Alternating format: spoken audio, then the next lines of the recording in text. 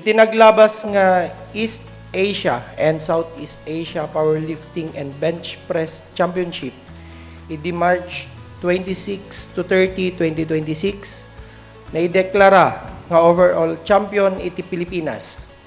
Ket iti nangirepresenta iti Philippine delegation ijay Hainan Province of China ket maysa a residente iti La Union. Ani Miss Jumara S. Chan.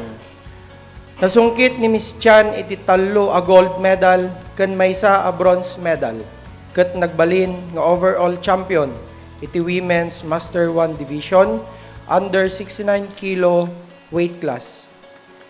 Miss Chan has demonstrated that the talent and skill of our fellow Filipino citizens can reach the highest levels of competence.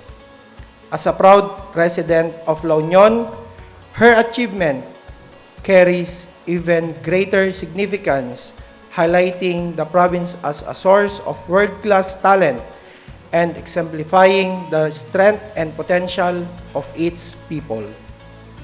With this, Mr. Presiding Officer, my dear colleagues, to show our deepest gratitude, I would like to pass a resolution conveying our most profound congratulations and commendation to Ms. Jumara S. Chan that will be taken later during the unassigned business. Thank you, Mr. Presiding Officer.